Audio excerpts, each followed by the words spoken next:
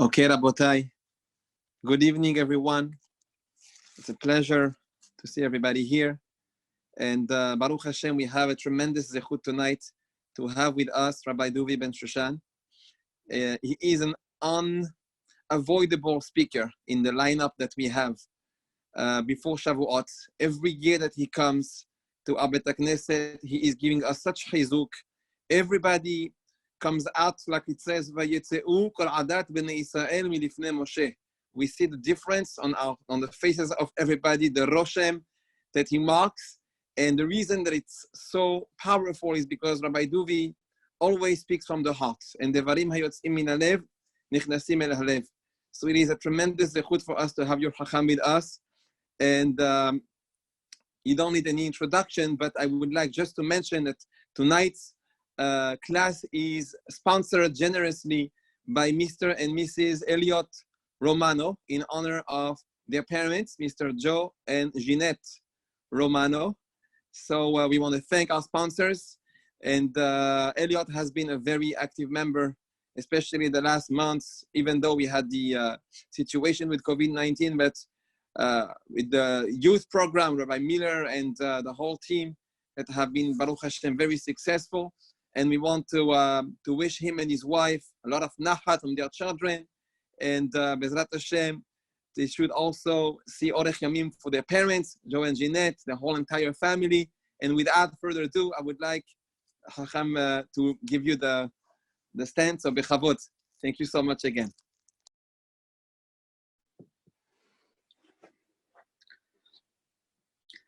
Good evening, ladies and gentlemen. And thank you. Again, another year you thought about me, and that puts a very special bond between us. And believe me when I tell you that bond means the world to me. Now, I'd like to thank the Rabbi that gave me such an eloquent introduction. I'm hoping that maybe one day I can live up to somewhat of the introduction that the Rab just put on me. But nonetheless, Kemayim panim el panim. When you have two rabbis that love each other, it's because you could see that our hearts are connected. We simply want Klal Yisrael to be able to taste the sweetest waters of Torah, because that's what I want to talk about tonight. Tonight I want to talk about the sweetness, the waters of Torah, the greatest gift that was given to the Jewish people. And now is the time. Ladies and gentlemen, I want to ask you a question. I'm sure over the years you've heard, and this is a very common American quip, and that is, winning isn't everything. It's the only thing. Now, I know we've heard that many times, especially when it comes to sports, especially when it comes to all different type of competition. Winning isn't everything, they tell you. Winning is the only thing. Well, in Judaism, our hashkafa is absolutely different. Yes, winning is wonderful, but not only isn't it everything, but believe me, when it comes to the emphasis of where a Jew puts his life, it's more on the journey than on the final step of the finish line. And of course, we love winning. But by us, winning is what you put into getting there and not just the end result. And this is a big idea. And if you take a look, right now, we're not counting down to Matan Torah. We're counting up to Matan Torah. Because it's the journey of how you get to Shavuot that makes the difference of what type of Shavuot you're going to experience. And it's the journey of how we're going to prepare and what we're going to put in and how much we're going to sacrifice in a COVID-19 environment with so much of the world going wild around us to dictate how much Torah are we going to get this year, Matan Torah. It's a different attitude. They're all about winning. They don't care how you get there. We're all about the journey. What comes out of it, Baruch Hu Baruch Shemo, that's in God's hands. How different of an attitude a Jew has on goals, on life, on worthiness, on legacy. You see, because attitude by us is everything. Rabotai, I want to share with you on the Jewish attitude a very quick incident. Now, this is something that everybody knows. The Jewish people cross the ocean. They cross the Yam Suf. The last time we look back, Paro, the Egyptians are gone. Hashem finished them off once and for all. And now Hashem brings us to a place called Mara. Why is this place called Mara? I mean, that's an odd name. Mara means, like maror, it means bitter. You know why this place was called Mara?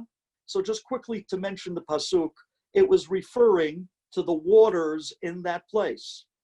Now picture this, you have 3 million people, men, women, and children. They're coming now into a desert. Your biggest commodity, your biggest and most precious item in your trip, water. So Hashem brings them to a place that has water. There's only one problem. The water is so bitter, they cannot taste it. That's why the place was called bitter. Mara. Listen to this pasuk. Says the pasuk, Velo yichlu lishtot mayim. They were not able to drink the waters in this place. Mi mara. You know why? Ki marim hem, because they were bitter. Al ken kara shema Mara. That's why this place was called the town of bitter. Says the great Kotzker Rebbe, you got it all wrong. There was nothing wrong with the waters. The waters in this town was sweet. But you know how to properly read the pasuk? Velo yachlu lishtot mayim. You know why the people couldn't drink the water? Ki marim hem.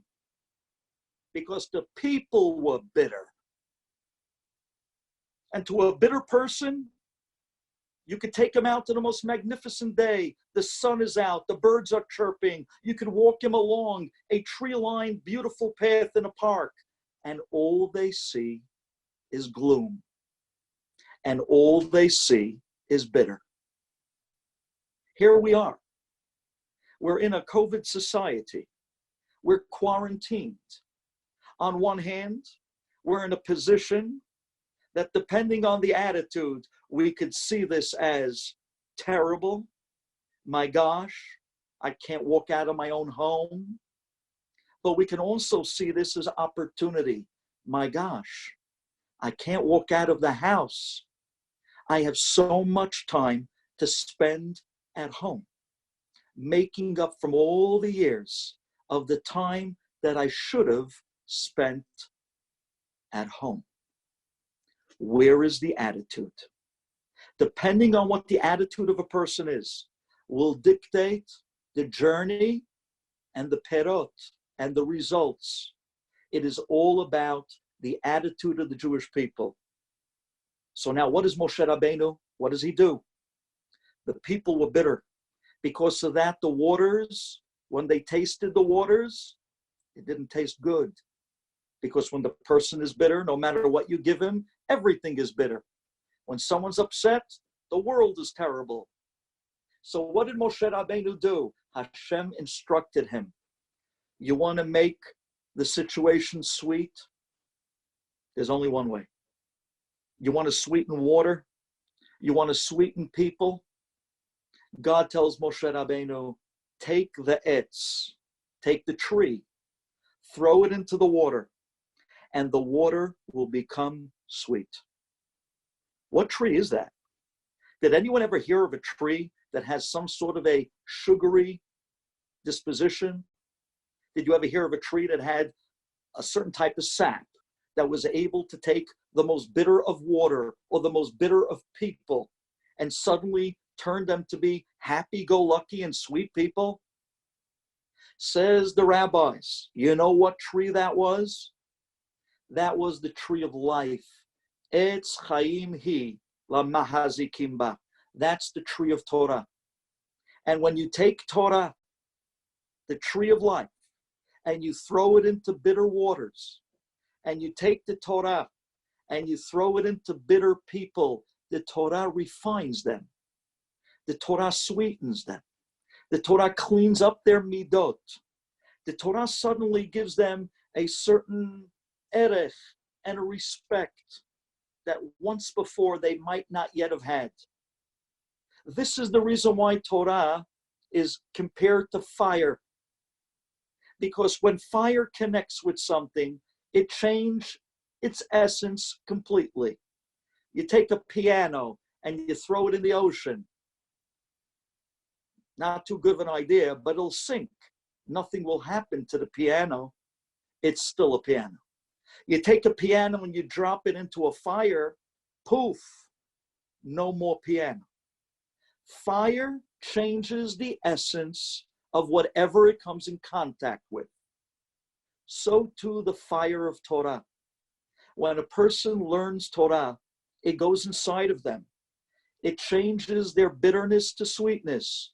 It changes their essence to be a better, elated person. Rabotai, if we could grasp the depth of this point, then us counting to Matan Torah is like a child counting to the days of Disneyland.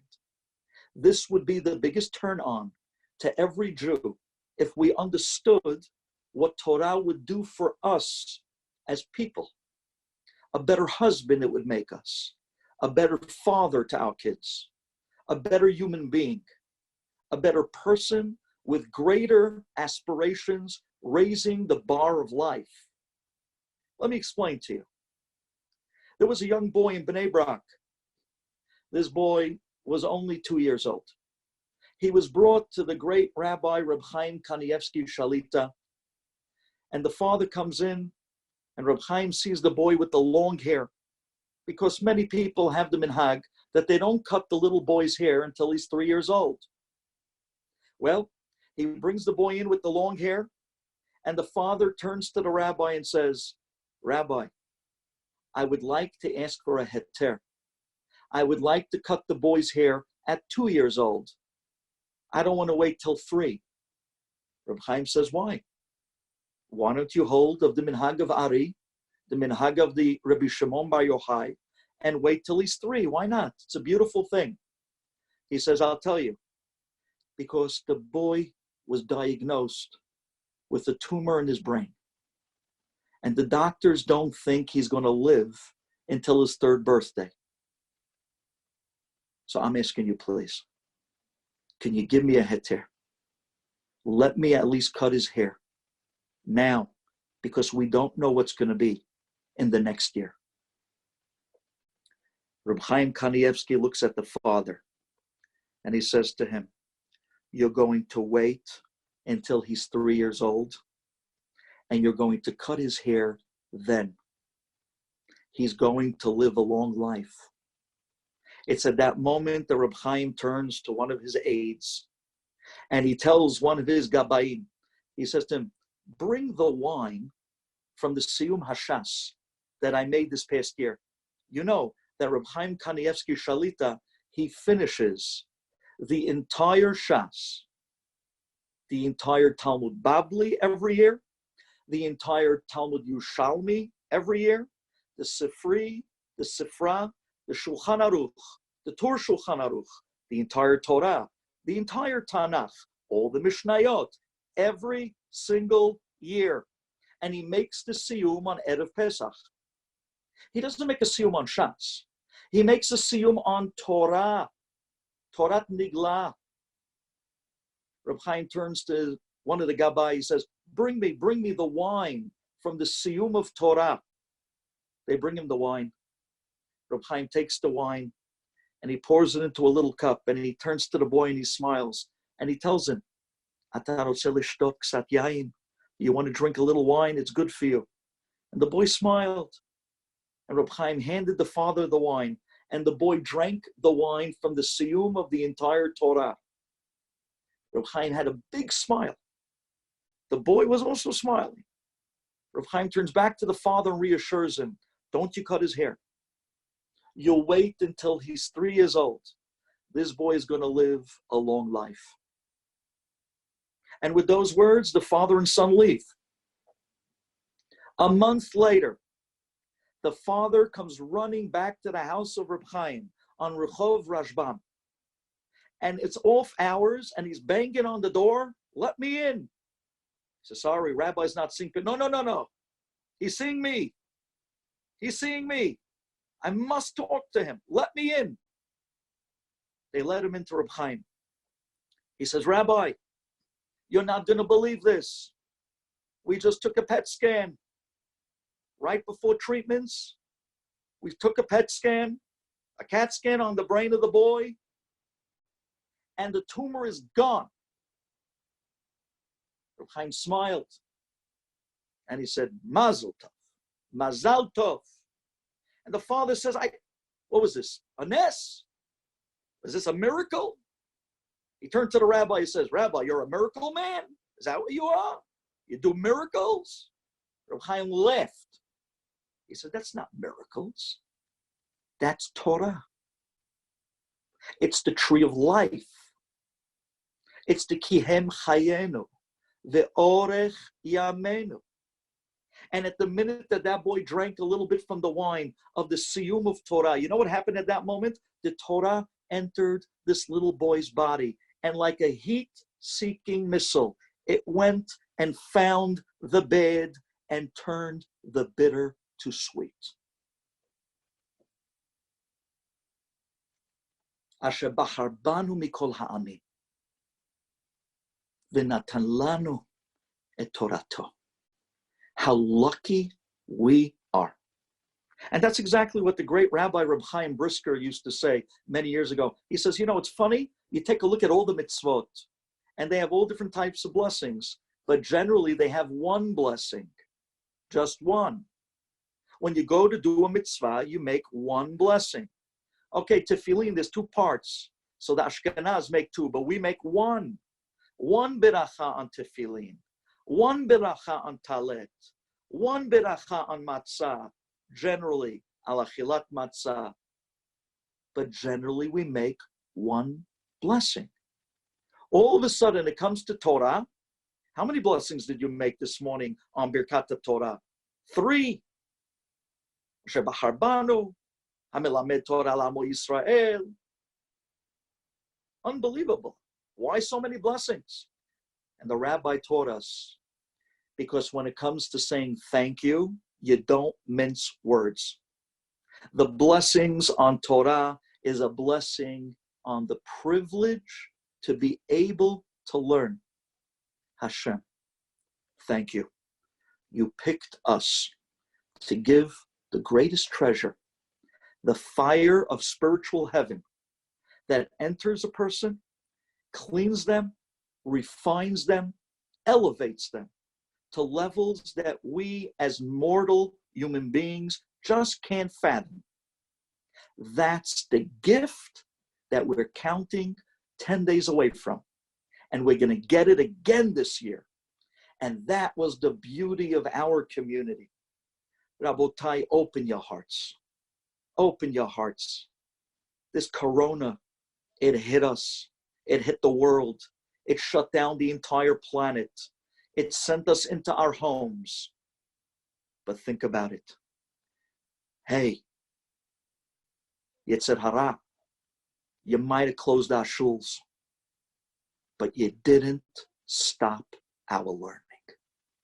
You know what type of a beautiful statement we're making to God, where we're being tested. You know, when you have classes, when you have a morning program, a night program, rabbis come in, they call up the guys, hey, I want to see you tonight. Come on in, let's learn a little bit. Once a week, twice a week. So we get into it. It becomes part of our schedule. We get an hour learning a week. We have one night a week Havruta program. We feel we're good because we're part of something. But then all of a sudden, the world shuts down. No more shuls. No more programs. No more nothing. It's you at home alone. Now what are you going to do? Now let me see the real you. Was it something that you were doing out of routine? Was it something because everybody else was going to class, so it became a social event because that's the place that I see my friends or the people that are my circles? So I don't really go for the rabbi. I actually go for the guys. Yeah, the rabbi, okay, if I pick up something from him, it's fine. But, I'm really doing it for the guys in the bizet. You know what I mean? That's why I'm there. Now, we were tested. Are you going to still learn? Are you going to continue to learn that hour in the morning? How about that once a week at night? Do you know how we passed this in flying colors? Do you know how many people who once upon a time before this madness learned one time a week, now not only are they learning, they're learning more than one time a week. Say, Rabbi, we have more time. All these years I used to tell God, if you help me in my business, I don't have to work that hard. I can get a little bit more time for myself. So I don't have to work like a dog day and night. I'll give you back the time. I'll learn more. So God says, yeah, I'll give you time. Oh boy, will I give you time. I'll give you many more hours now. I'll give you more hours in the morning. Let me see what you do with it. I'll give you more hours at night. I want to see what you're going to do with it. And we shine through beyond belief. Every program, every morning program, every Torah center, they went online, they went on Zoom, and they got stronger rather than weaker.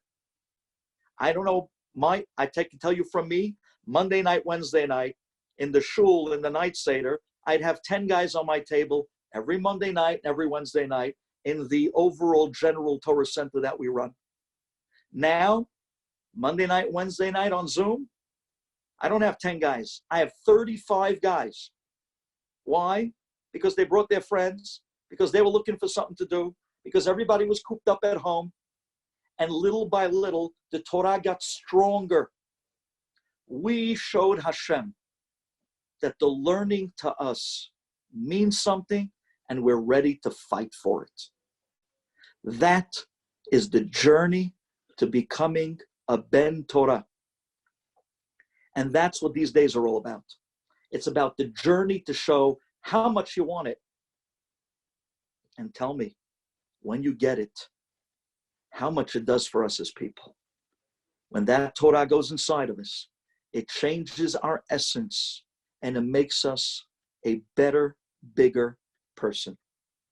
I have a brother that for many years had a school in Israel. But the funny name that they used to name the school had a Hebrew name. It was called Ruach. But the name that they named it, the yeshiva was known as Last Stop.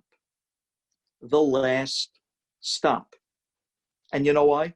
Because the guys, the people that were sent to him that he learned with, these were guys that lo aleinu v'lo aleichem. Here in the United States, they fell to all different types of narcotics, drugs, and they were sent to rehab centers. And many of them went from one center to the next with no success. The rehab centers in the United States, and I challenge you to Google this, the good places run a 27% success rate of the intake of people that go to these places. 27% success rate. So a lot of these Jewish boys went from place to place and were not helped, till finally the world gave up on these guys. And you know where they sent them? They sent them to Israel. They sent them to this yeshiva called Last Stop. Do you know that this guy and his yeshiva had an 85% success rate? A yeshiva in Israel. How? There's no nurses. There's no doctors. But you know what there was? He had the medicine. He was able to put a sweet loving of a Torah into these guys. And he made it very small, very personal. He had one rabbi per two guys. One rabbi sat on a table with two guys. That was the whole class. That was the success. I went to Israel to visit the place. I saw these guys the way they came in. They were completely gassed. I don't want to go into detail. You know what I'm talking about. They were completely fried.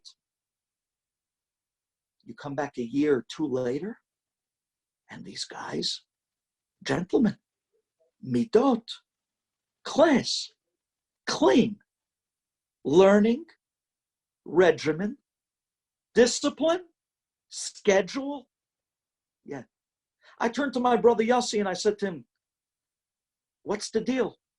I remember this kid when he came into the school. Baruch mechaya metim. How did you do that? What did you do to this kid? I don't get it. And you know what his answer to me was? I did nothing. I sat them down and I gave them a reason to love learning. And the minute the Torah went into these kids, it did for them something that no other rehab in the world came close to doing. It gave them their lives back. It refined them. It took the bitter and the ra, and it turned it to sweetness, and it turned it to spirituality, and it turned it to life and goals and a future to live for. He says, you got to believe in your product. I believe in my product. I fed these kids learning. I counseled them, of course I did. But my product, when the Torah went into them, it changed their entire essence. It even beat their addictions. We're living in a society where addictions are rampant. And sometimes people realize, now I understand why Torah is called Ben Chorim. En mi sheben chorim ela sheosek batorah. Do you know who's the true free man, says the Gemara? A guy that learns Torah. Why? Because the society is filled with so many things pulling us that is so addictive that ends up enslaving us, where a person gets out of control and they can't even control themselves anymore. They are now an eved to the addiction. What's going to break them free? What's going to break them loose? Torah goes into that guy and cleans him up and breaks the nitiot. It breaks the drive. It gives him something bigger to live for, bigger to want, bigger to taste. And the minute you taste it, but the real thing, boy, is it sweet. I'm sure you guys out there have tasted the feeling of making a siyum on a mesechet, $1 million. You wouldn't trade that minute for nobody when you were up there saying the hadran. And if you never finished the mesechet yet, go out there and do it. Because you've tasted already all the steaks that this world has to offer. You went on all the vacations that the world had to flaunt. You've been there, you've done that. You know already all that the world can try to fantasize. But now give a shot at what we have to offer. And if a Masechet is too much, try a Perek. And if a Perek is too much, make a Siyum on one page. Yeah. Rabbi, what are you talking about? A Siyum on one page? Yeah. Do you know that there was a guy that his father was an elderly man? He was a Holocaust survivor. He went through very difficult times, difficult life. This man was a champion. For him, he fought for Shabbat. For him, he fought for Kashrut.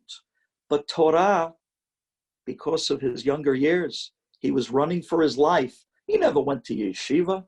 He never had an opportunity to learn. And now the man is in his late 70s, and he turns to his son, and he says to his son, The one regret I'm living with in life. I never got to taste the sweetness of Torah learning. And I know from the people that do learn and tasted it, that they say there's nothing else in the world like it. And I also know that anytime I met someone who made a siyum, they looked like they were on cloud 9. I want to taste that. I want to taste that. So he turns to his son and he says to him, learn with me. His son says, okay, Dad. And the father starts to learn. And he learns the first line and the second line. And then he pushes his way down to the Gemara and he finishes the first side. And then he turns the page and he finishes the second side. And he says to his son, this isn't easy, but I'm trying my best. I finished a page. I want to learn it again and again, this one page. And he learned that page again and again. And finally he turns to his son and he says to him, I want to make a siyum. He says, Dad, you only learned the page. You can't make a siyum. You didn't even finish the perek. Forget about the masechet. What are you making a siyum? He says, no, I want to make a siyum. This is the one page of Talmud Babli that I know. I waited my whole life. I know this page. This is mine. I want to make a siyum. He says, okay, I'll ask a rabbi if we can make a siyum on one page. He goes and asks the great rabbi, Reb Moshe Feinstein, Zechet Tzadik Lebracha, one of the great Gedolim of America. And Reb Moshe Feinstein comes back and he tells the man, son, your father, he can make a siyum on one page. He said, what? Rabbi? He says, yeah. Tell him I give my blessings and I want to come. I want to be there. Could you imagine this great Ashkenaz Gadol Hador, Reb Moshe Feinstein, the greatest rabbi who lived in New York at the time, 20, 30 years ago. He says, not only could your father make the siyum on one page, I want to come. And the next day, Reb Moshe Feinstein came to the siyum, and this 77-plus-year-old old man makes the siyum on one page. And he finishes the page. And he says, Hadran alach, dav bet, in Masechet so-and-so, v'hadrach alan. I will return to you, my beloved page, and you'll return to me. And then he says the Kaddish. And then they put out a big spread with a l'chaim, mazal tov, mazal tov. And Reb Moshe Feinstein was smiling. And sure enough, the next morning, this 77-year-old old man who made the first siyum on a page of Gemara, the next morning, he passed away. He died. And that afternoon was the funeral. And the great Rabbi Reb Moshe Feinstein comes to the funeral. And amazingly so, he gets up and he says, Yesh shekoneh olamo b'sha achat. There are some people that acquire olam haba in one moment. V'yesh shekoneh olamo b'daf echad. And there are some people that acquired olam haba with one page. One page. But it's mine. And when it goes inside me, it turns all the bitterness into happiness. It gives me a feeling that my neshama is flying. It refines the person and gets rid of the bad midot. It elevates the person to levels that we can't understand, because that's the beauty of the Etz HaChaim. God says to Moshe, throw the tree into the bitter water and you'll see how sweet it'll become. That's the gift of learning Torah. Asher b'harbanu mikol amim. Thank you for the gift that you gave me. Gentlemen, open your hearts for a moment. we have something special. There's a program out there. It's called CommunityShas.com. The entire app community is getting together to finish the entire Shas by Shavuot, which is 9 days away, maybe less, 10 days away. Sorry. How is that working? You go onto the website, CommunityShas.com, and everyone in the community is taking one page. But that's your page. That's your contribution.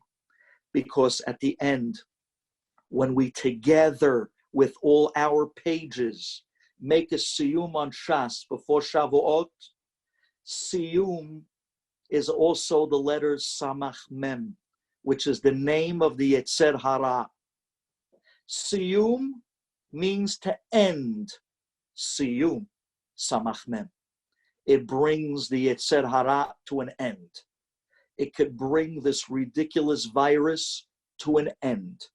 That's the power of Siyum. It ends all the bad and brings blessing to the Jewish people. Come on board with us. Take one page, but be a part of us, because the minute you connect to Torah, you taste something that this world has never seen before.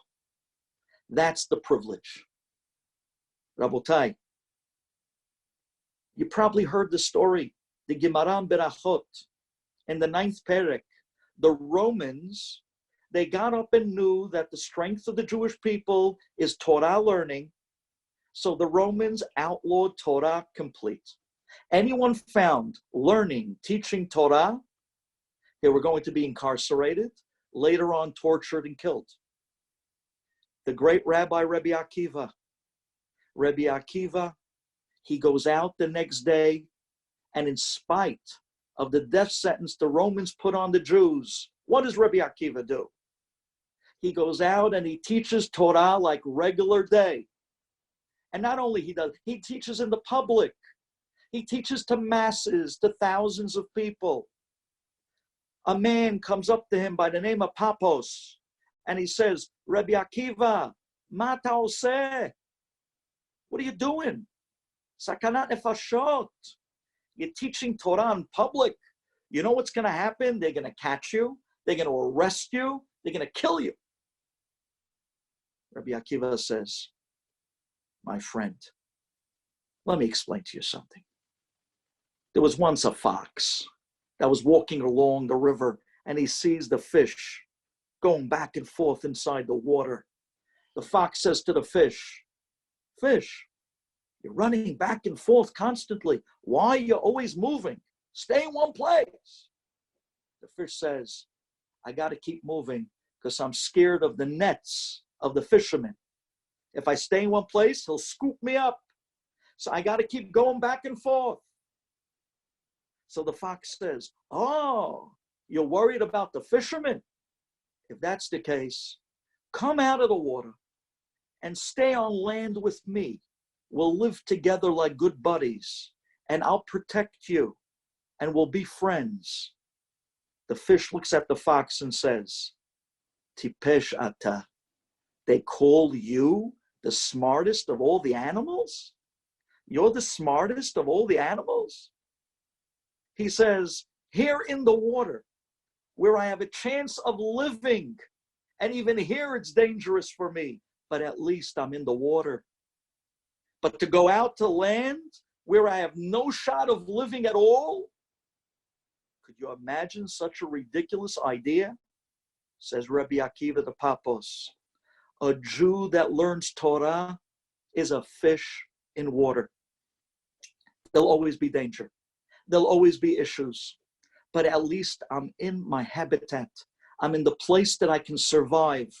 And I have with me the koach to make it through. But to leave the Torah is for a fish to leave water. We can't live on the land. A Jew cannot live without Torah, like a fish cannot live without water. And because of that, Rabbi Akiva taught Torah. And sure enough, gentlemen, you know what happened? they arrested Rabbi Akiva and they took Rabbi Akiva to jail. A few days later, the Gemara tells us that Rabbi Akiva in jail, another man was brought in and thrown in jail as well. And who was it? Papos, the guy that complained about Rabbi Akiva learning. And Rabbi Akiva looks at Papos, and Papos looks at Rabbi Akiva, and they're both in the same jail. Rabbi Akiva says to Papos, Papos, what are you in for? What are you doing here in jail? And Papos says to Rabbi Akiva the legendary words, Ashrecha Rabbi Akiva, shenitpasta al divrei Torah. Praise to you, Rabbi Akiva, at least you were arrested for divrei Torah. Oy lo lepapos, shenitpasta al dvarim beterilim. Woe is to Papos that was arrested for dvarim betelim, for stupidity. Rabotai, what was Papos arrested for? He doesn't answer the question. What stupidity, what dvarim betelim was it that he was thrown in jail for? He doesn't tell you. But there's a Gemara and a Midrash that tells you in Masechet Makot that there was once a little town in Lud, and the Goyim wanted to frame the Jews, so they killed the daughter of the mayor of the town, who was a Roman general, and they took the girl's body and put it in the backyard of one of the Jews to frame the Jewish people. When the Roman general, the mayor, comes looking for his daughter, he finds her body in the backyard of a Jew's house. He gets so angry. He surrounds the whole city with his army. And the Roman general announces, if you give me the people, the man that killed my daughter, I'll let the city live. But if you don't give over the killer of my daughter, I will wipe out the entire city. Jews, men, women, and children. Just then, one man walks out of the city, one Jew, and he walks up to the general and he says, Ani ha'ish, I'm the guy, the murderer. I'm the one who killed your daughter. Now, in truth, we know good and well that they were framed. It was the Goyim that killed her. But this Jew was ready to take a bullet to save the entire city. This guy saved the lives of thousands of Jews. You know who that guy was? That guy was Papos, who was thrown in jail with Rabbi Akiva. And now let's revisit the story. Rabbi Akiva, why are you learning? Rabbi Akiva, he gets arrested. Papos gets arrested for saving the whole city's lives. Rabbi Akiva asks, Papos, what are you doing here? Papos says, Ashrecha Rabbi Akiva, shenitpasta al divrei Torah, oy lo lepapos, shenitpasti al dvarim betelim. What? What do you mean dvarim betelim? Papos, you went out, you said you did something you didn't do to save the life of thousands of families in a Jewish town, and you're calling that dvarim betelim? Small things, things of stupidity? And you see from here, says Papos, that even saving thousands of lives in comparison to the learning of Torah is considered dvarim betelim. Wow. That goes to show me one thing. It goes to show me that I know that I don't know the power and the value of limud Torah. It's so great that when they said Talmud Torah keneged kulam, it was even greater than the saving of lives of people. How do you explain that? I don't know. But I do know that in God's eyes, there's nothing greater that when a Jew connects to Hashem through the learning of Torah, like we're coming right now to Matan Torah. Do you know that the Chatam Sofer writes, and he says something fantastic. He says every year in Rosh Hashanah, God decrees how many wars are going to be in the world. On every year Rosh Hashanah, says Chatam Sofer, God also decrees how many machloket are going to be in the world of people fighting with each other.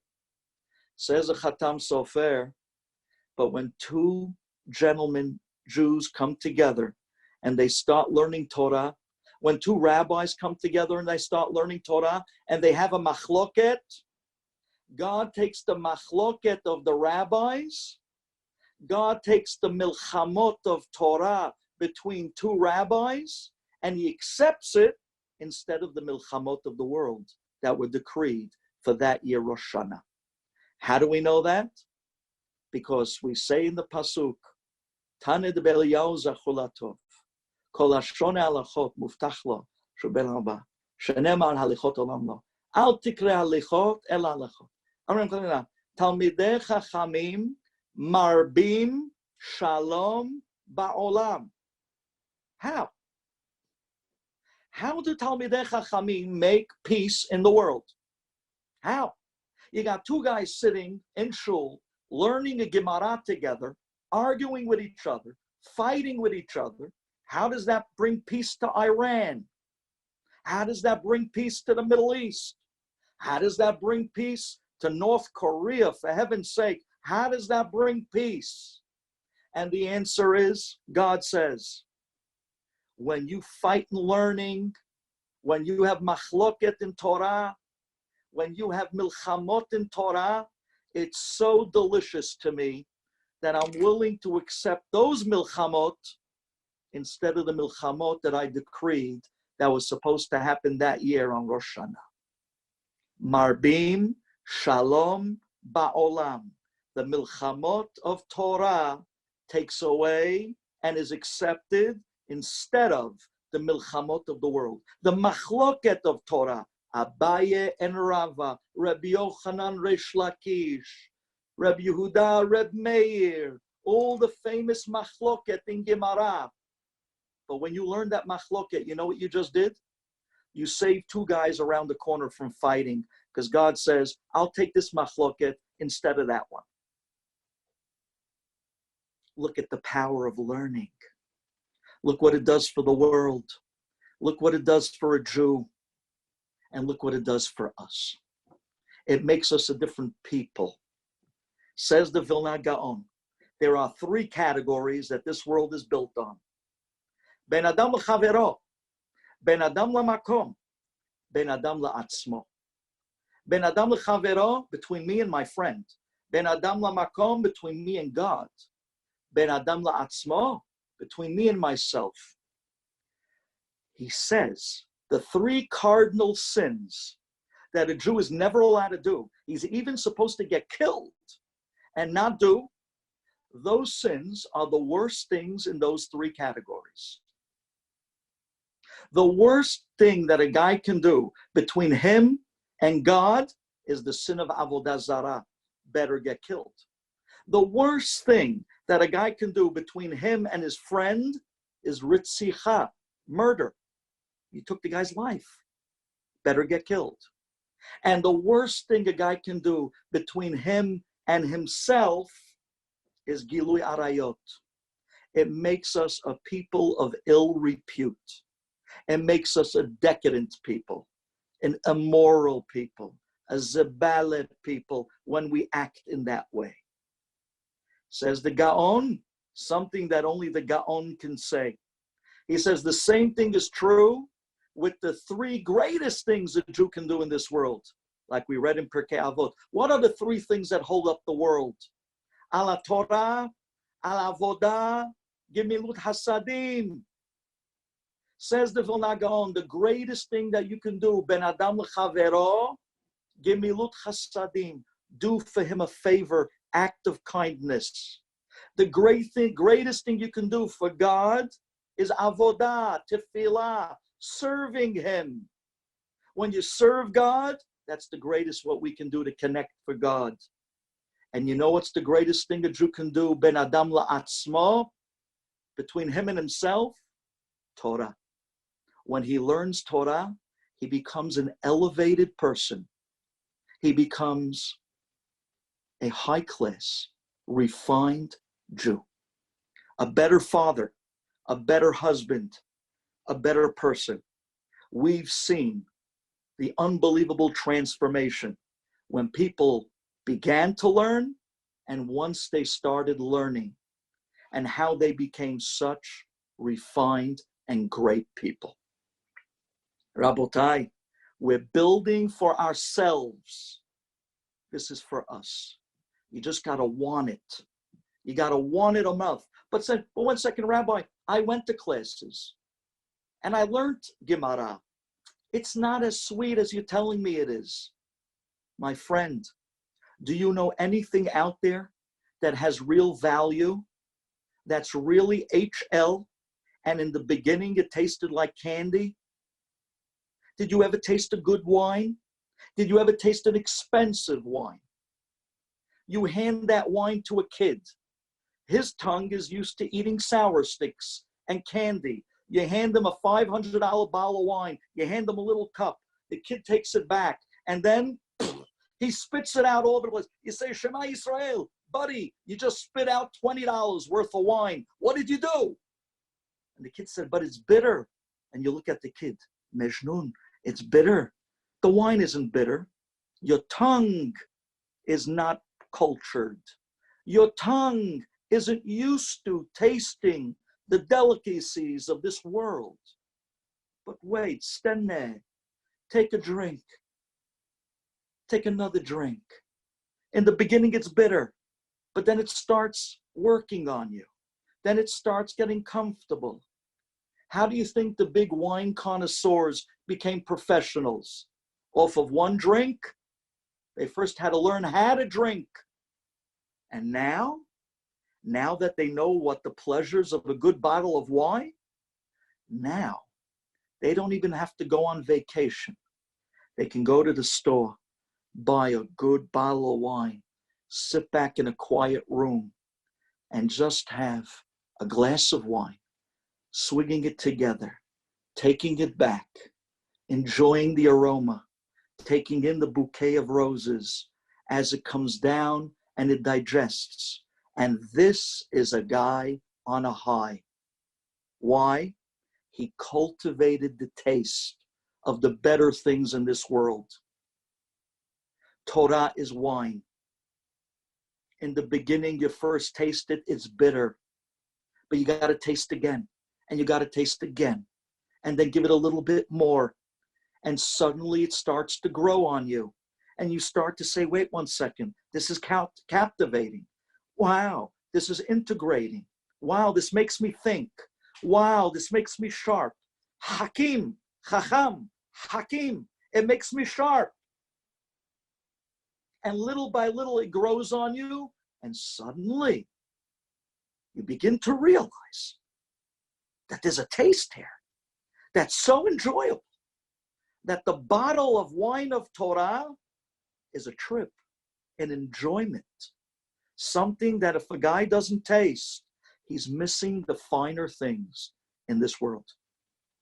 Rabotai, I want to end off, and I want to tell you, I know my time is now over, so let me just mention, in this society, we need Shmira, we need Torah, and we need the sweetest and the greatest holiday, Matan Torah, to come and to enter us, to clean us, and to take us out from this terrible virus and for what Klal Yisrael is going through.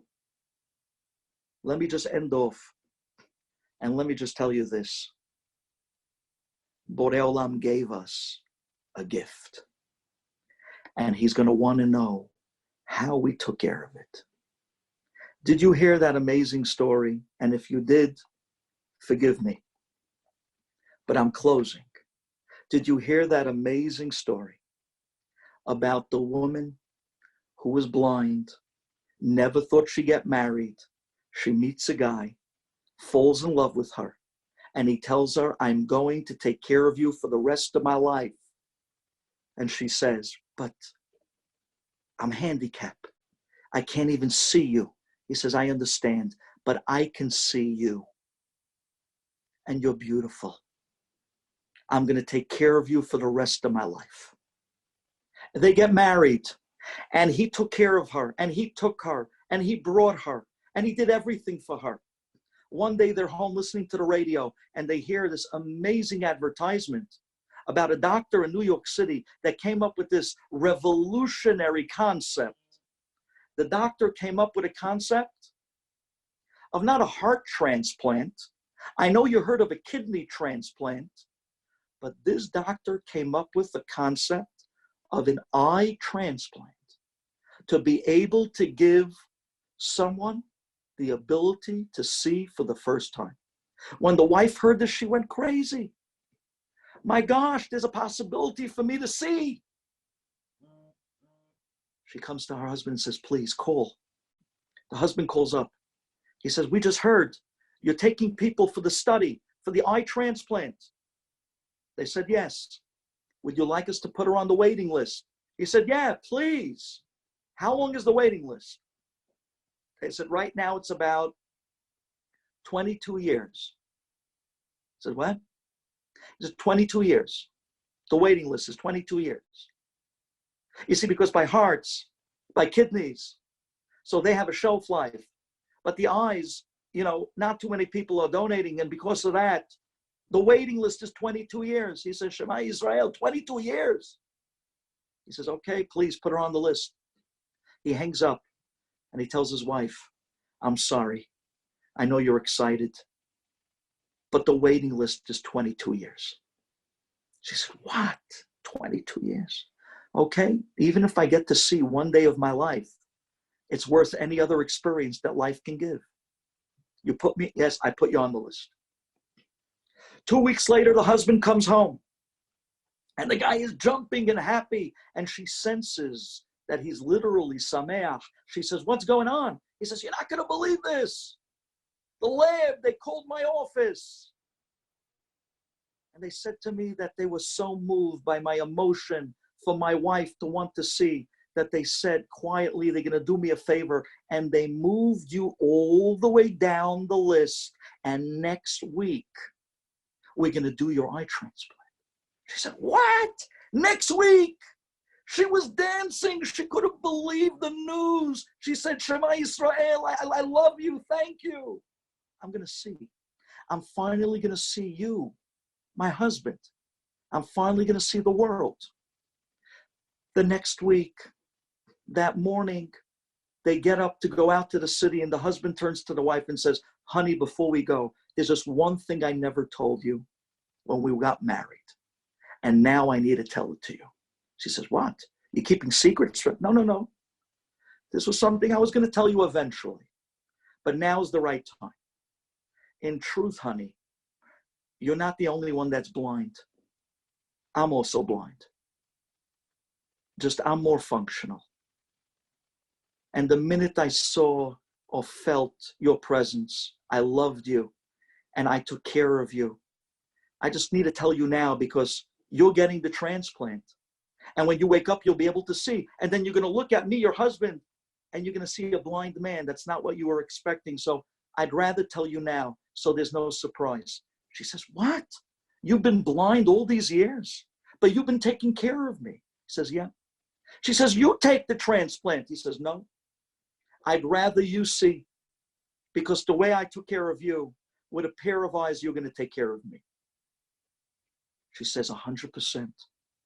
That day, they go out to the clinic. The transplant surgery begins. It was a success. The next morning, she wakes up and she lays in the bed, and she's a mummy with bandages all over her face. The doctors come in, and the husband is sitting there with sunglasses on, holding a stick. And slowly they take off the bandages. And she opens her eyes. And she sees shadows. And then she sees silhouettes. And then little by little, she starts to see for the first time color. And then she sees her husband's face. And she gives a scream. And she leans up and she hugs him. and she's crying, and the doctors are applauding. That night, she goes home with her husband, and she says, I'm going to take care of you the way you took care of me. I cannot believe this. I could see, and all the things I ever wanted to do, now I can do. And now she starts coming up. I'm going to travel to Switzerland. I always wanted to see the Alps. I'm going to travel to Paris. I want to see the Eiffel Tower. I want to travel to Africa. I'm going to see the lions. I could see. I want to see everything. Everything I missed out on the first half of my life. And the husband said, yes, honey, we're going to go everywhere. But then reality set in. A blind husband can't go everywhere. She wanted to go skiing. He can't go skiing. She wanted to go to Paris. Very difficult for him to fly. She wanted to go to Switzerland. Very hard for him to trek up those mountains and those hills. Till years later, they started literally growing apart. And he felt like a burden on her, to the extent that one day she called him up to work and said, honey, I think our lives are going different ways. I'm sorry. I just don't want to be held down anymore. And he says, I understand. I just want you to know that I love you. And I knew this day was coming. I'll go home. I'll clear out my stuff from the apartment. When you come home, I'll be gone, but I want you to know that I love you. And she says, I love you too. And that night she comes home from work and she sees in her bedroom that the drawers are empty and there's a letter on her bed. And she picks up the letter, and the letter writes, to my beloved wife, the one that I love more than anything, the one that I gave my heart and soul to take care of. I ask you just one favor, please. Take good care of those eyes, because those eyes were once mine.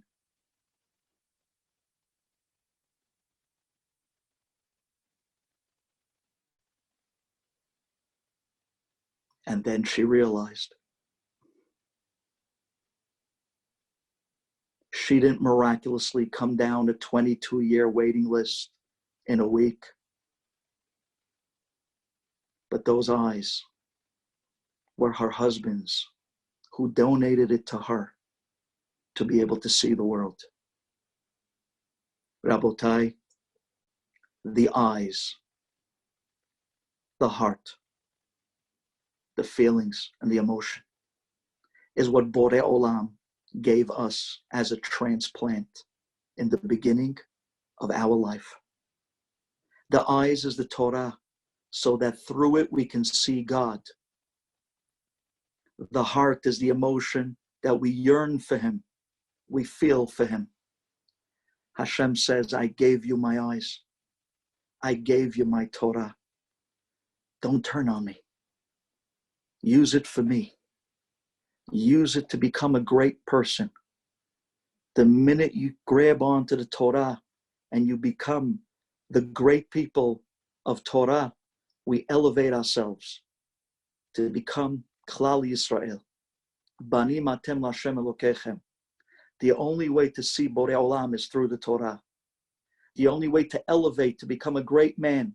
Remember what the Gaon said. The greatest thing a Jew can do, ben Adam la'atzmo, is the Torah learning. It elevates us. It refines us. It turns our midot into good. It takes the bitterness in a man and makes us great and sweet. That's the gift that's 10 days away. Start with a page and make a siyum on one page of Shas, community Shas. Take one page, communityshas.com, and finish Shas with the whole community to get rid of the corona and to bring blessing to Klal Yisrael by Shavuot. But most of all, remember, a Jew with Torah, like Rabbi Akiva said, without Torah, it's a fish out of water. This is our calling to greatness. We should be zocheh, to be elevated people, to taste the sweetness of Torah, because once you taste that taste, Everything else in the world is artificial flavoring. Thank you for listening. And we should be zocheh to a matan Torah and a biat hagoel bimhera. Amen.